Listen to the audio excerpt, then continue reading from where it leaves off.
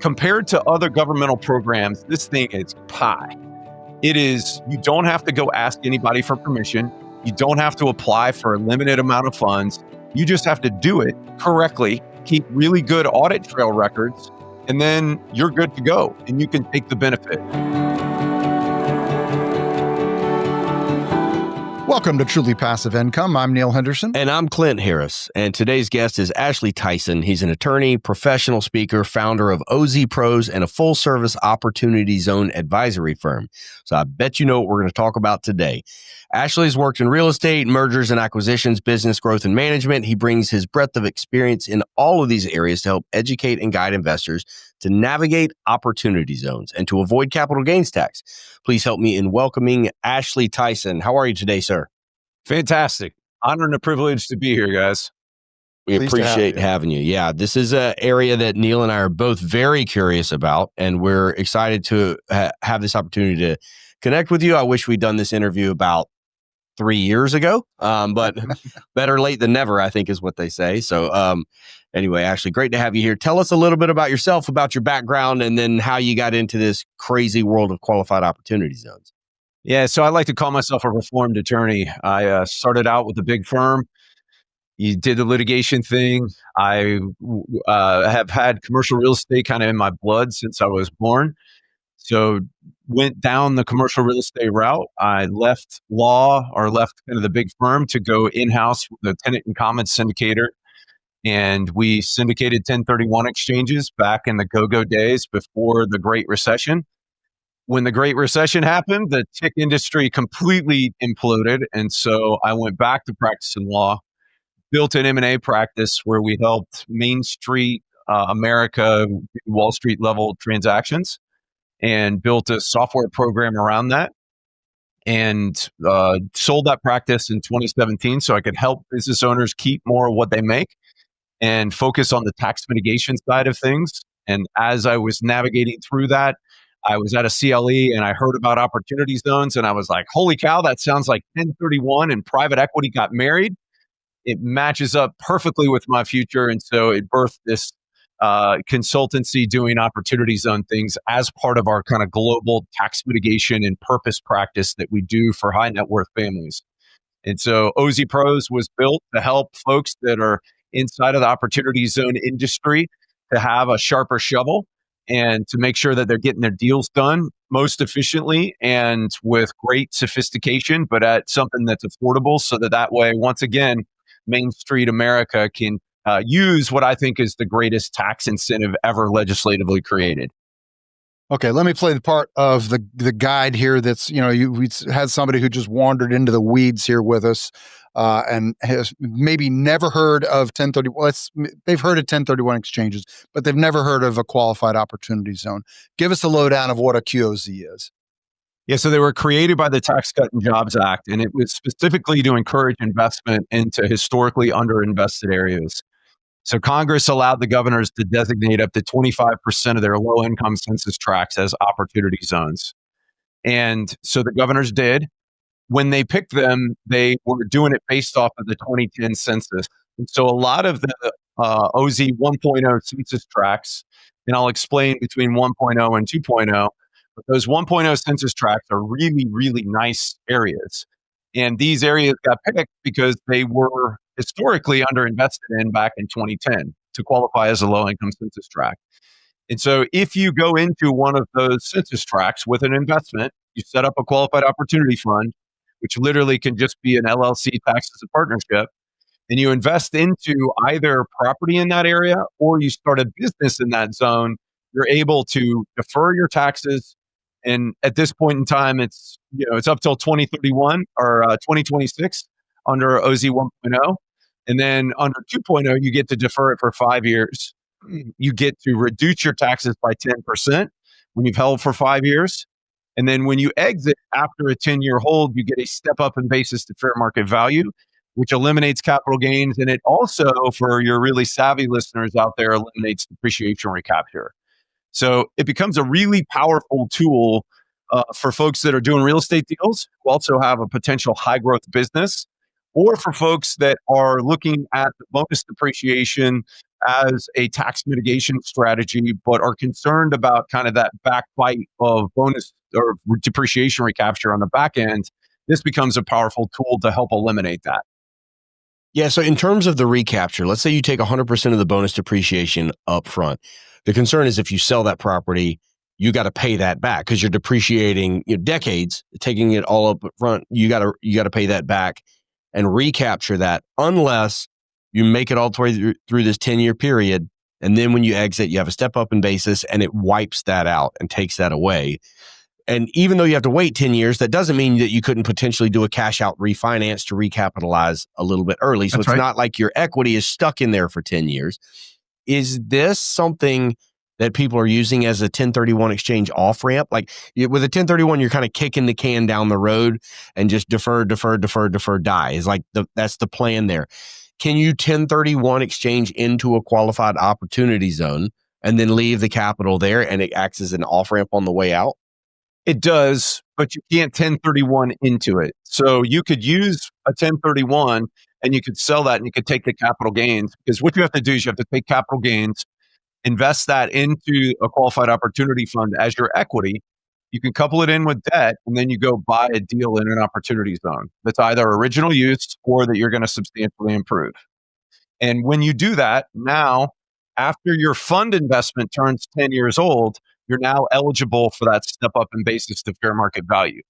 So what we use this to solve failed 1031s all the time. So if somebody fails to identify or they fail to close within 180 days, we get a new 180-day clock to be able to roll them into a qualified opportunity fund. So we work with tons of QIs to set up captive opportunity funds for people that are coming out. They're getting their proceeds and they're like, wow, I don't want to pay taxes on these right now. I don't know what I want to do with it. So we set them up a qualified opportunity fund that immediately gets them between 6 months and a year. Then if they don't find a deal in time, then they can roll it down into a qualified opportunity zone business. And now they got another 31 months before they have to deploy. So it gives you a lot of time for you to be able to figure out your strategy and find the right deal for you as well. So we do a lot of that. But you can't 1031 technically into it because you're electing under 1400Z and you can't make the same election on the same capital gain twice. And so it becomes an alternative to 1031. Okay. So it's an off ramp from a 1031. Sure. But not an on ramp. So, well, what's interesting is that inside of your QOZB, technically you can 1031 if you sell before 10 years. It's a little bit more nuanced and a little bit more difficult because of the requirements inside of the opportunity zone regs. But we've done that for folks, right, who have sold. They do a deal and they get a great offer on it, and they're like, man, we got to exit this before the 10 years. So they're 1031 inside of the QOZB. So what I'm hearing already is that this feels like a classic who, not how. Like I can go through a lot of work to learn the nuance of something that seems like it is a federal program. And I don't know how you feel about those, but this one honestly feels like it's really working. This is directing capital into areas. The tax code is written as an incentive to drive innovation and development. And they're driving development into areas that they want to see that happen in more areas, poorer communities. I think I was shocked when you look at the qualified opportunity zone map. Some of the areas that are included, you would not expect, like Myrtle Beach, South Carolina, and there's resort towns, there's nice beachfront, and it can change from block to block. There's a lot of properties and areas that are actually really nice. And now I think I understand. Oh, they're using 2010 data to pick those spots, at least on 1.0. That makes a little bit more sense to me. But there's a 1.0 version, there's a 2.0 version. This is changing and adapting. And I think, to me, it feels like they're seeing the success and they're like, oh, let's keep this going. Let's maybe make it a little bit more robust. Let's figure it out. And we're starting to get to the point where the people that started on this, nobody's really gone full cycle through the full 10 years yet. You can't, because it didn't stop. It didn't kick in until 2018. Exactly. So it's 2028 before we're seeing anybody go full cycle. And a lot of those people, it didn't really pick up steam in the mainstream for probably another year or 2 or 3, maybe still is picking up steam. So it's really taken a while before we see people on the back end that are really benefiting from this. And my anticipation is This is going to become a lot more mainstream. It feels to me like the fastest pathway to that success is going to be using and utilizing someone like you, where I don't need to know how all of this works, but I need to know who does know how all of this works. And then the question I have is, from your perspective, with everything you know about this, who is using this tool the best, or what do the projects look like that are getting the highest and best use out of this incentive that the federal government has created? That's a great question. I mean, we've set up over 2,000 opportunity zone funds since we started doing this back in 2018. And this is all we do. And so, I mean, I've got examples from bamboo farms to mini storage places to boat and RV storage, the waterfront tiny home communities. What I think one of the probably most powerful plays is because you can incorporate active operating businesses and get the same benefit is some kind of dynamic that works the interplay between the two. So I had a guy that built a flex industrial center in a rural area, and then he used that as a blue collar incubator / accelerator where he put an accountant in there and a call center and like back office services. He provided those services to the plumbers, electricians, HVAC guys, that kind of thing. And then he would go and make lead investments into the ones that showed themselves as performing well. And so he's positioned his interest in those entities now that are probably going to grow 5 to 10x, where those are going to come out tax free as well. And so I think that the highest and best use play is something that kind of twines the two, but there's also all types of things that work as well. We've used it to be able to turn somebody's paving business into something where they have to roll their fleet every 5 years, where we're going to tee it up after they've held their investment at the fund level for 10 years to where they can now turn their fleet in 1 year, 367 days, and they're going to be able to not have any depreciation recapture on that equipment. So in addition to the real estate that they've got that they're developing and that's growing in value, now they're also able to build this business that's an opportunity zone business. It's going to grow in value. And along the way, they're now able to cycle through trucks, cement mixers, pavers, all that kind of stuff, take bonus depreciation off that, use it to offset the income for the business, and then sell those equipment assets 367 days later and not pay any depreciation recapture. Let me ask a clarifying question. I've been thinking about this from the real estate side of things. Let's say a qualified opportunity zone boundary is a highway, and one side of the highway is in the qualified opportunity zone and the other side is not. What you're saying is if my business is on one side of the highway that is not a qualified opportunity zone, it's a regular business. And if I relocate to the other side of the highway into a building that is in a qualified opportunity zone and my business is established in a qualified opportunity zone, it gets all the benefits along with investing in real estate with capital gains? Now you have to actually make an investment through a fund. So you have to put a capital gain into the fund. And then we need to bring that investment from the fund down into your business and recapitalize your business. There's some nuances to how you have to do that. But yes, if you do it correctly, you can now position the next 10 years of growth and in reality, 30 years of growth to come out tax free. And so it becomes really attractive for people that have property in OZs, market this to operating businesses as a way that they can make the next 10 years of growth come out tax free. Let me ask you this. Let's say that you have real estate or business that you already own in an area that is now a qualified opportunity zone. Is there any way to backdoor into any of the benefits or anything like that? Yeah, absolutely. Now, a lot of it depends on how you acquired the land and when and what's on it. If you've got an improved building that's in an opportunity zone that you bought either prior to 2017 or there's no way that you can do improvements to it, that's a little bit more difficult. But if you got raw land or you got a building that needs substantial improvement, we can absolutely usually make that work post, acquisition, that kind of thing. And we can definitely work with a business. And so, the great thing about it is you don't have to own land in order to qualify as a business. You can get there under just a lease. So this is super easy. Everyone should do it. And there's no nuance or challenges at all. That's what I'm hearing you say. So thank you for that. Ashley Tison says Yep. that, everyone. Now, I will say this. So the reason why it's gotten so much traction is that there are nuances, but compared to other governmental programs, this thing is pie. It is, you don't have to go ask anybody for permission. You don't have to apply for a limited amount of funds. You just have to do it correctly, keep really good audit trail records, and then you're good to go and you can take the benefit.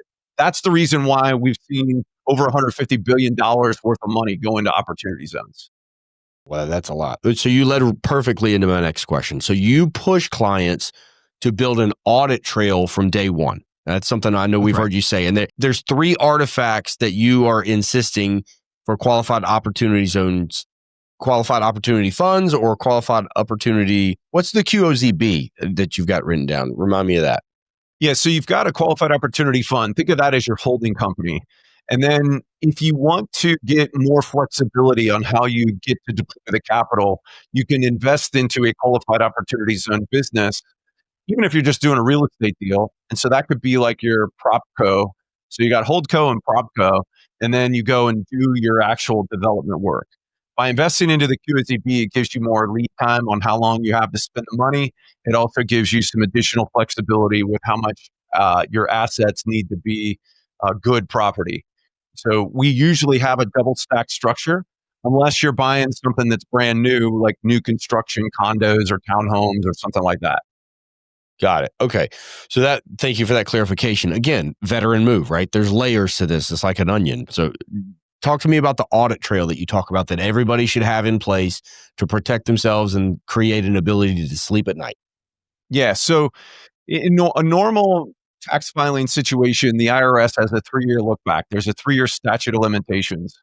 And so if they don't catch something inside of that 3 years, then you're good to go, right? And there's a 1-year look back after that, depending on kind of what it is, that kind of drill.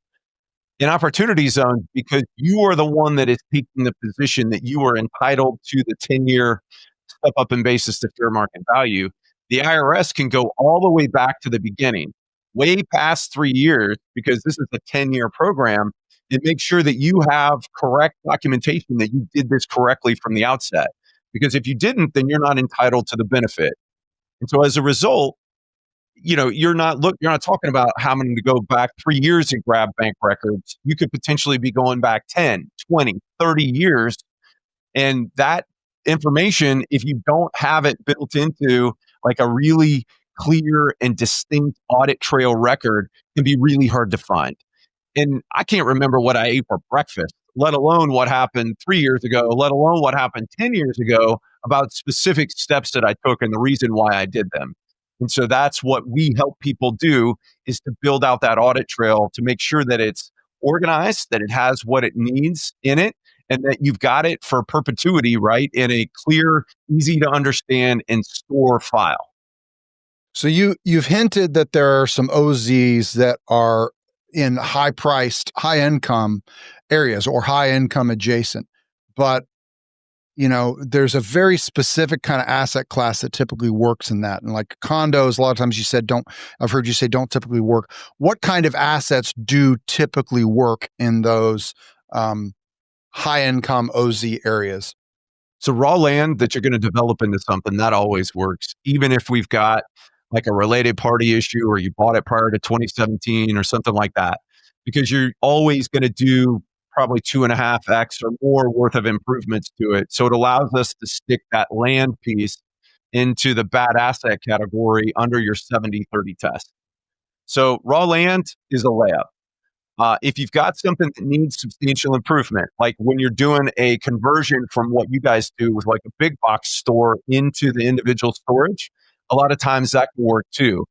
Once again, if you are doing substantial improvement to it. So you have to double the value of the building itself within a 30-month period.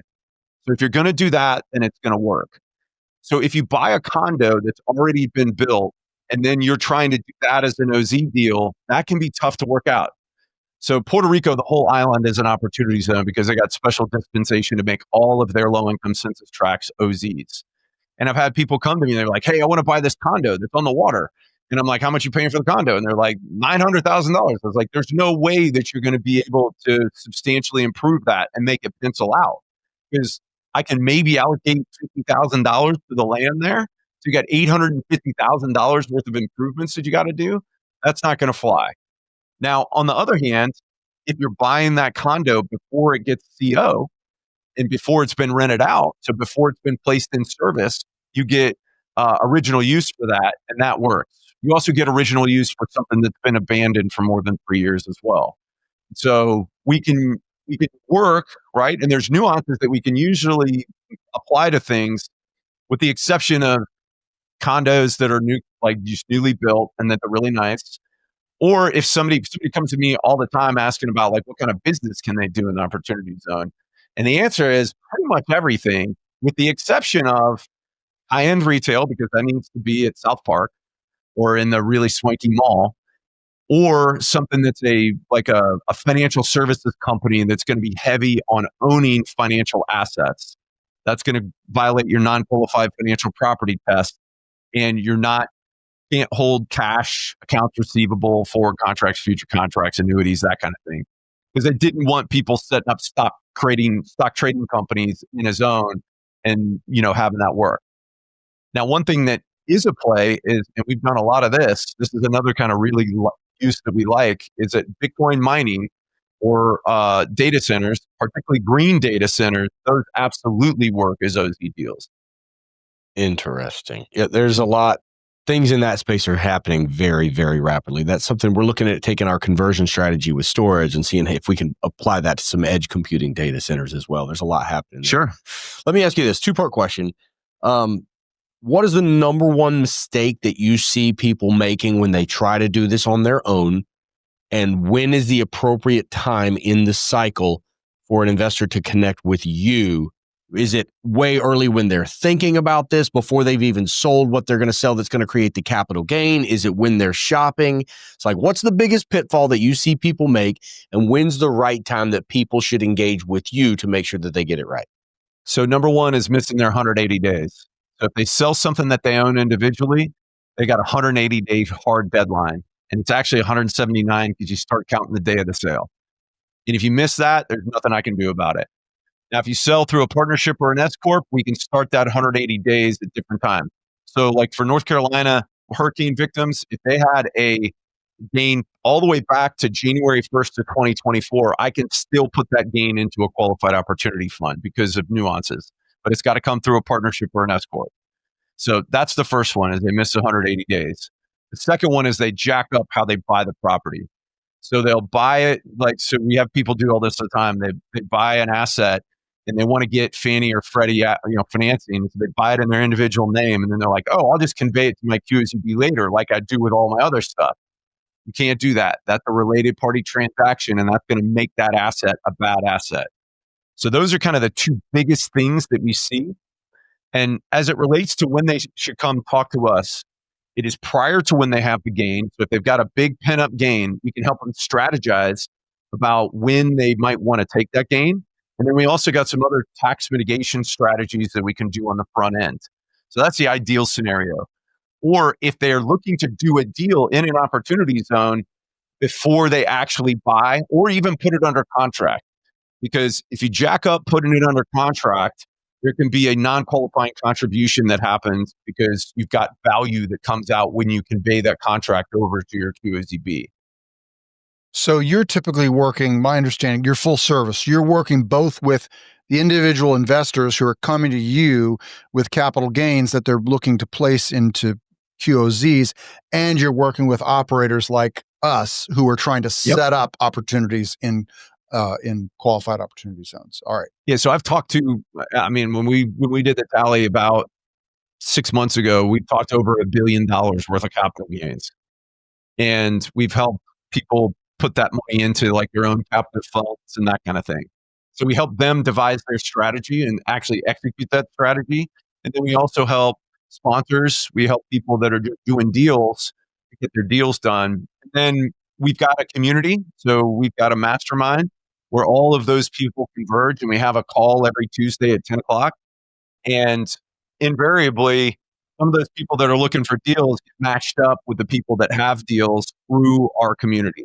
Now, we don't charge for that. We don't actively promote it or vet it or do any kind of due diligence or anything like that, but deals happen. And so that's one of the benefits about coming into our community. We try to price that so that it's really fair for people. I actually got a free offer for your listeners if they want to join afterwards, where I'll give them a month free so that way if they're OZ curious, it's the fastest way to get your questions answered and to come up with a strategy of any available resource out there. That's awesome. Yeah, we'll put that in the show notes. That'd be great. That's very generous. Thank you. So the magic sauce is that 10-year full market value step up in basis that wipes out the capital gains. How does that change the way that people think about cost segs, refinancing, the whole idea of the serial asset turnover that you get with, that people do with 1031 exchanges and things like that? So I think that there's a general dynamic, and OZs are having an unintended consequence of people now kind of turning on their head this whole concept of having to turn assets in order to get IRR. And so instead of looking at IRR, smart money, family offices, and people that are looking to build generational wealth are now looking at, okay, instead of how quickly do I need to turn this, how long can I hold this and really build alpha in this asset? And especially if it's tax-free alpha. And so opportunity zones are now turning it on its head, where people are saying, okay, how quickly do I need to turn this asset into how long can I hold this asset before I need to sell it and get that exit on the back end? And so it's now allowing people, and they're getting into, okay, I can actually sell this thing to myself on the backside of my 30-year hold. Under 1.0, it's 2047. So in 2047, I'm going to exit it to a family trust or a family limited partnership. Now I'm going to get a new step up in basis to fair market value. I can now have a new depreciation schedule. And as it relates to my lifetime exemption amount, I've now cleaned that up relative to getting that step up in basis. And so it is completely turning on its head this kind of, buy, depreciate, die, and into, okay, how do I build this into this long-term, 20, 30-year strategy of building value in an asset and building a relationship with somebody that can actually help me execute on these assets and hold these for a long period of time and maximize the return off of them. It's a different mentality. Yeah. We just had this conversation. I had a conversation with one of our potential investor partners, and he's got 40 million personal capital that he needs to deploy. With a partner, he's got another 120 that they're trying to place. And we're talking about some joint ventures and buying buildings together and converting them as one-off partnerships. And we're like, okay, well, what are you looking for? Like, I don't know how to approach this. Typically, we're solving to an IRR for an investor base. Yep. So kind of what IRR are you looking to solve to here? And he's like, I don't care. He goes, I don't solve to IRR at all. He goes, that it's actually, that's fine. He's like, you can have your projections or whatever, but I'm more about capital preservation on the back end, and that depreciation, how's that going to affect my taxes on the long run? And how do I've got $40 million that I need to deploy. The biggest frustration, that's the problem, right? He deploys it and then it comes back. He wants to leave. He wants it out there. He wants to leave. He wants a zero coupon bond, really. You got it. That's exactly right. He doesn't care about the IRR. The smart money, big money, is understanding that transactional activity creates drag, because there's brokers, there's lawyers, there's all of the people that have to be out there to get a deal done that create drag on your overall return. And so people like the smart money that's out there, they're looking for overall gross equity multiple, not IRR.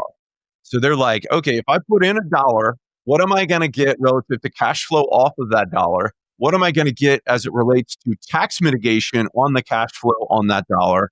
And then what's that dollar going to grow to over the course of the life of the hold? And opportunity zones pair perfectly with that strategy. Yep. I love that. And that's exactly what he said. He goes, IRR is fine, but it doesn't factor in everything that I'm looking at, because that's just one small piece of the puzzle. Yeah. And it's such a big piece for the average retail investor. The people are shopping IRRs, and they're going to choose the highest IRR, even if it's the worst deal with a bad operator. And you still have people that will go for that because it's the best option. And that zoomed out long-term vision is clearly the approach you see people, the smart money, the long money, like you're talking about, that make those bigger decisions. I think that that's a really good example of like 1031 exchanges is something that is part of pretty much any real estate investor's vocabulary at this point. And I don't think that this is. It is becoming more mainstream. But the question to me is not just, how do I understand this component as having this as a tool in my tool belt? But it's really like, what this is best for is not the way that everybody thinks. That long-term vision and thinking ahead 10, 20, 30 years, what I can do with my business, the structure there. This is something different. And it's going to create some separation, I think, between the people that really lean into it and really utilize it and the people that don't or think it's a fad. This is something that is, it's going to be a differentiating it's not a fad factor. Anymore. Right. Yeah. It's mainstream. OV3 made it permanent, and it's going to be a part and a fixture now of financial planning and of smart money dynamics. And America has needed this. It's needed something to be a catalyst to change the mindset of the fast turn and of quarterly results into long-term wealth generation.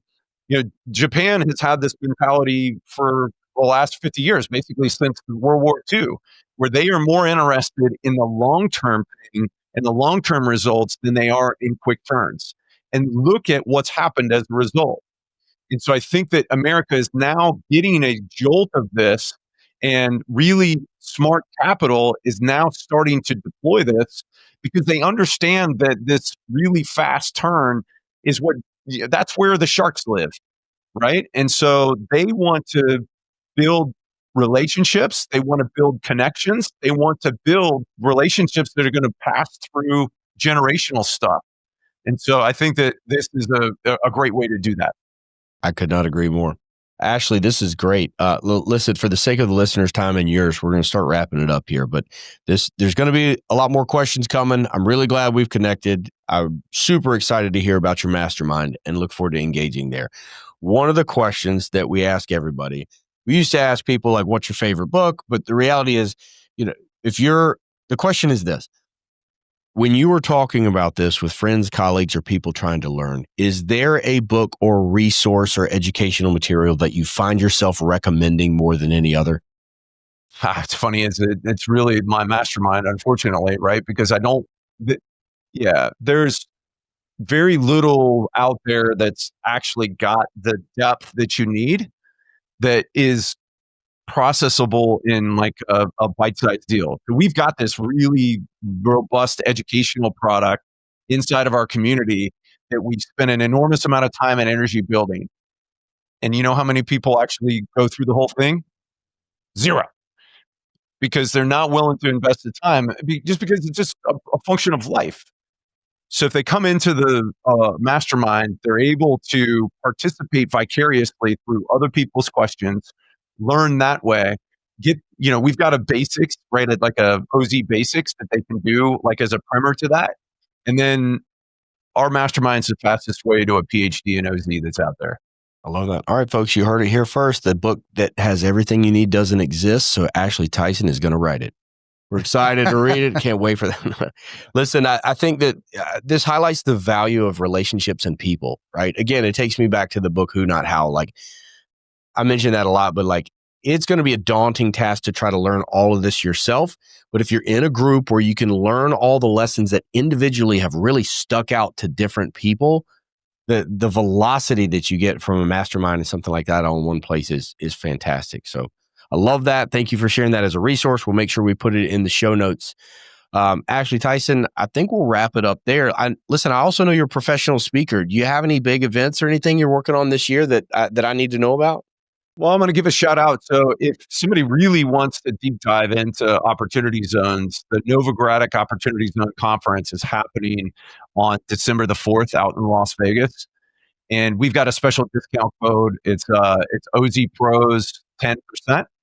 And if they go to the Novogradac website, they can get a discount on to attend that. And I'm on a panel out there we're specifically talking about the things that people need to pay attention to relative to kind of the audit components of this and what they need to be building into their process relative to making sure that they've got a good audit trail. And it's going to be exciting because of the 1.0 to 2.0 transition and some of the opportunities that are presenting themselves there, which I'd love to also, help your listeners understand. I just went to the landing page that I've got for you guys. It's ozpros.com/podcast. On that, there's an informational gather. And so if you reference this show and say that you want the free month of Ascent, we will get you the link. Unfortunately, the free month of Ascent is not on that landing page right now. We're going to try to get it on before people get on there. But if for whatever reason it's not, fill out that informational contact sheet, and we'll get you a link so that you can join the mastermind. And the first month's on me for your listeners. Oh, man. Very generous. That's awesome. Yeah. Well, Ashley Tison, thank you so much. We really appreciate your time here. Look forward to connecting. I think I know the answer to this. We're going to ask everybody, but for the last time, if anybody wants to engage with you directly and start asking questions and getting counseling in terms of qualified opportunity zones, where's the best place for them to go to do that? Yeah, they can go to the website. So go to OZPros.com. You can either submit an informational thing there or just email me directly, ashley@OZPros.com. And if you need the link to the free month, or you literally have specific questions that jumping into the mastermind is probably the best way to get those answered, but happy to interact with your listeners there too. That's awesome. Thank you, Ashley. We really appreciate your time. This has been great. Thank you. My pleasure, guys. Honor and a privilege to be here. Thank you for what you guys do. Thank you so much for listening and watching the Truly Passive Income podcast. If you liked the show, if you think it would be useful for someone else, the greatest compliment that you could give us would be to share the episode, leave a comment down below, or leave us an honest review. If you have any questions, don't hesitate to let us know down below. And remember, with truly passive income comes freedom of time, place, and the freedom to pursue your higher purpose.